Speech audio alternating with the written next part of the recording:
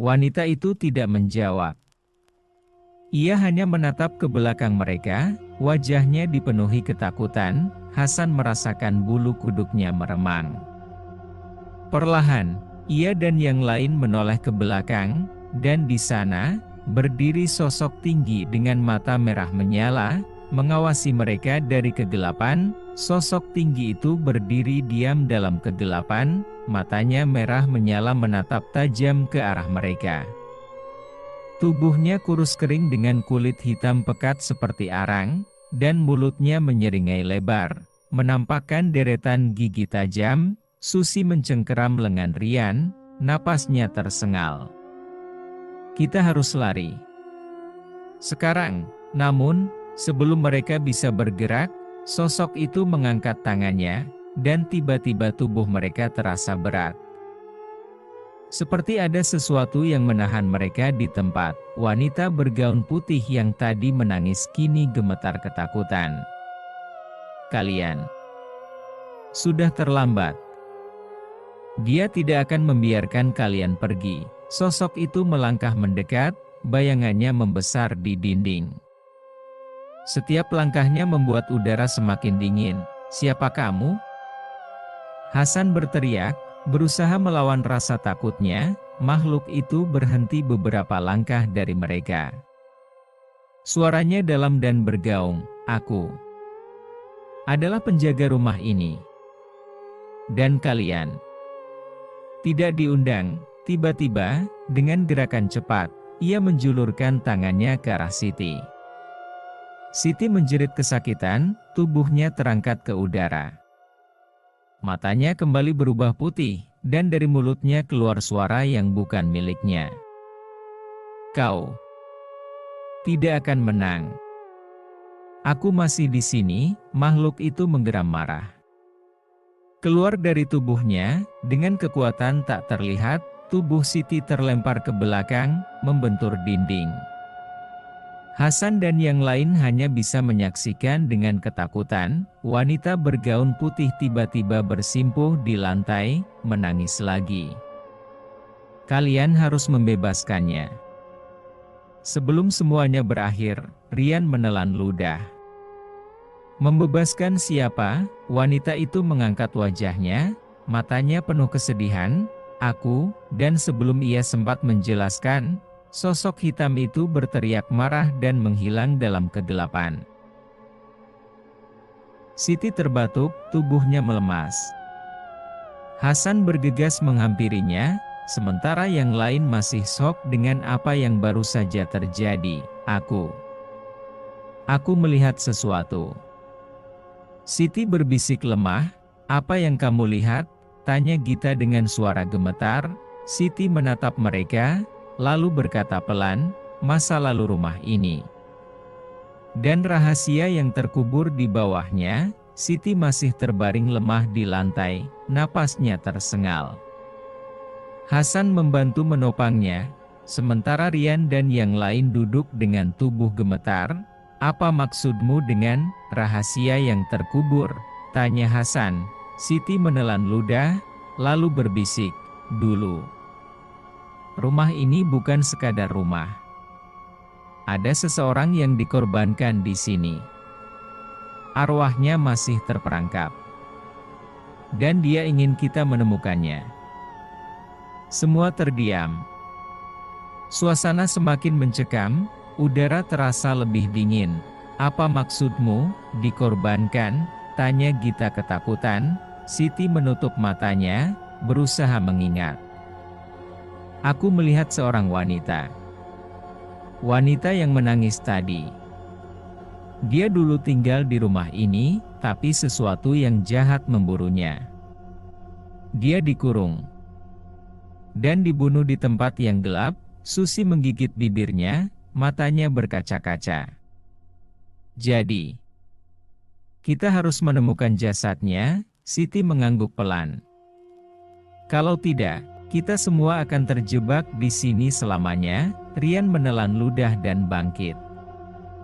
Baiklah.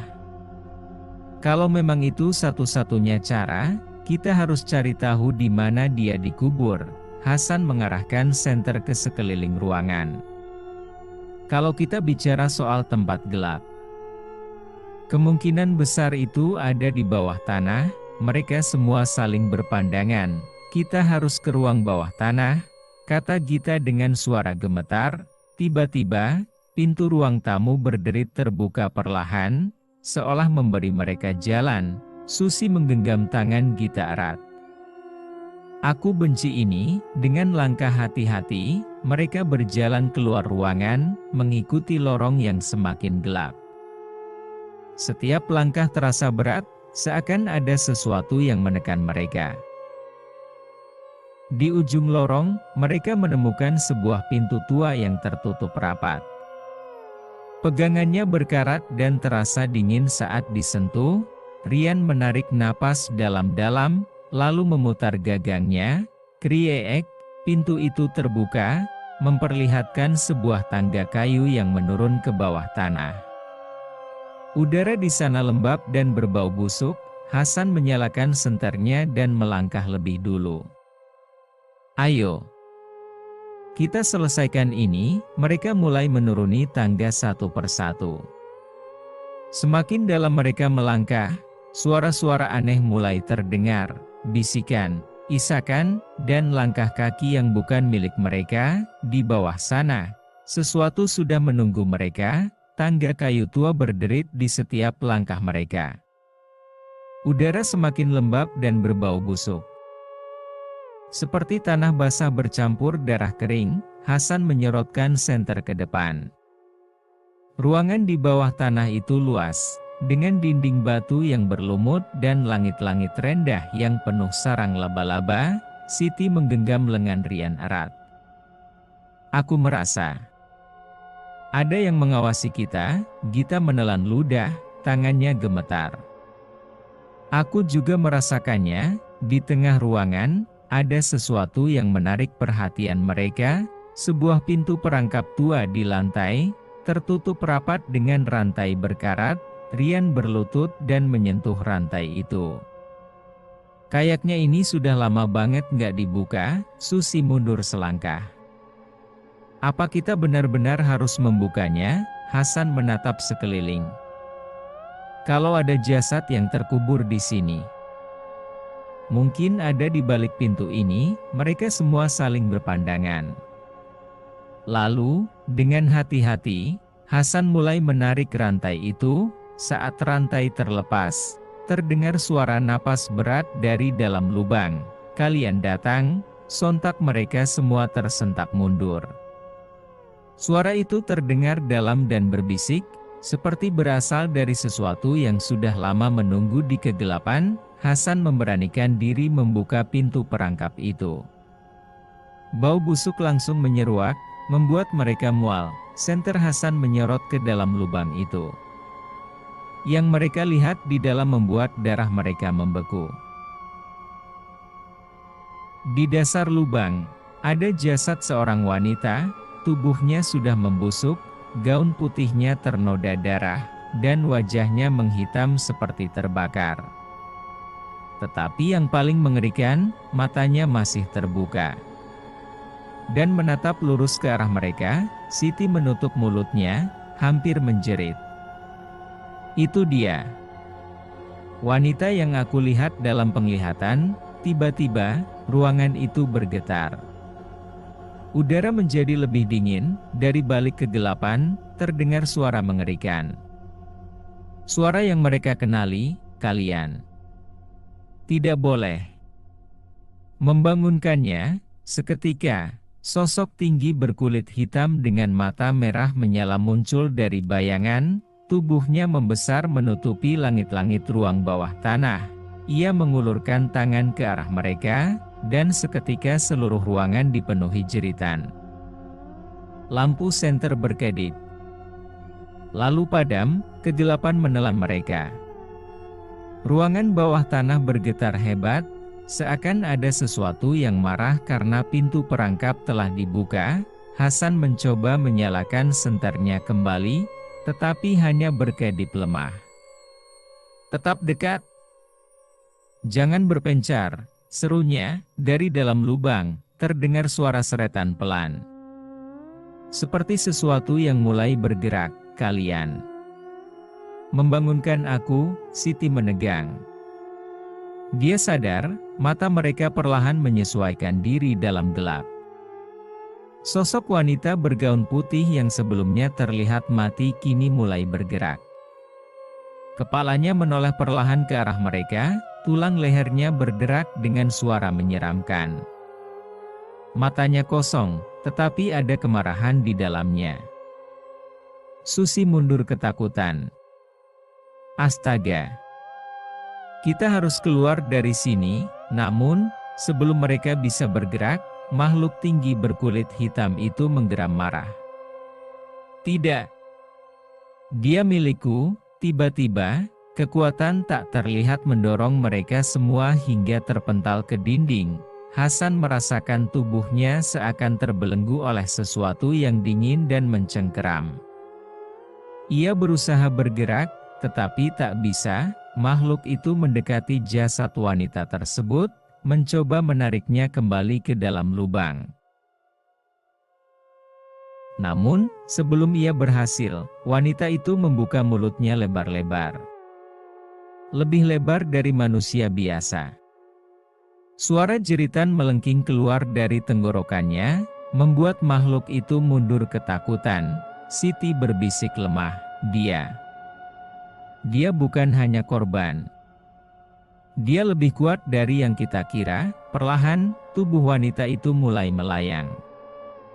Gaunnya berkibar seolah ditiup angin yang tidak terlihat, dan sepasang matanya kini menyala putih.